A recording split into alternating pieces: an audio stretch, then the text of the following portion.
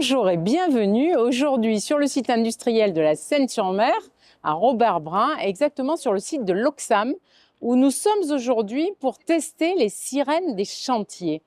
C'est avec un compresseur que nous avons lancé le test pour savoir si ces sirènes marchaient encore.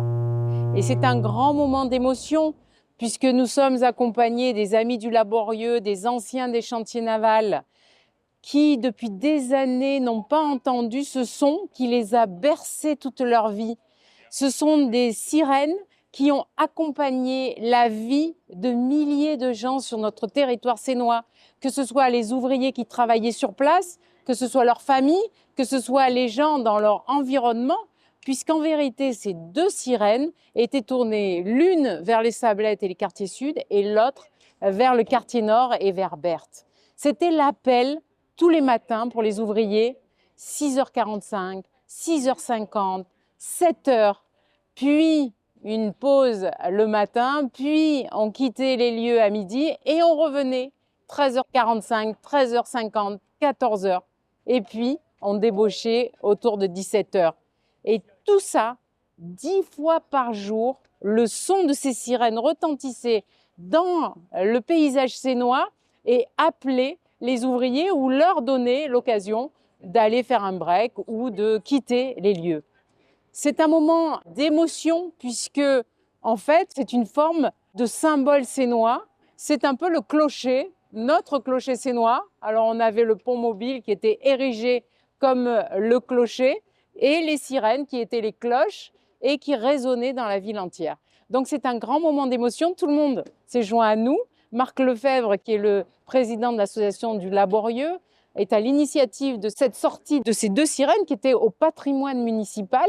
Et avec la municipalité, nous avons le souhait de créer ce chemin de mémoire, de restaurer tous ces totems de la construction navale et des chantiers navals, parce que nous avons ce projet avec Archistoire de créer ce musée virtuel avec des points fixes. Donc le pont mobile, la porte des chantiers bien sûr qui va devenir un musée de site comme on l'a dit déjà à toutes les associations patrimoniales des chantiers et des anciens des chantiers.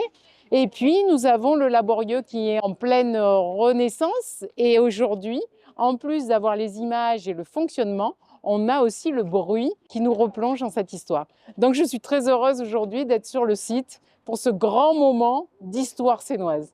Je vous souhaite une bonne journée, je vous dis à bientôt. Les amis laborieux sont prêts avec moi à travailler là-dessus. On a quelques bricoles. Parce qu'en vérité, ce n'est pas grand-chose à mettre en place. Hein.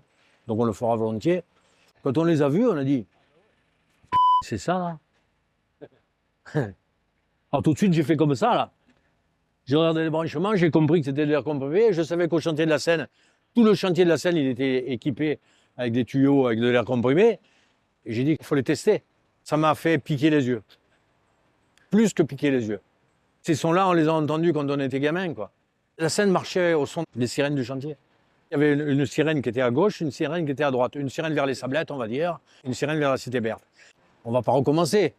Mais si 5 ou 6 fois par an, les sonnettes fonctionnent pour des journées bien précises, bien précisées sur un calendrier, eh bien, ça sera magnifique. On fera plaisir à beaucoup de gens.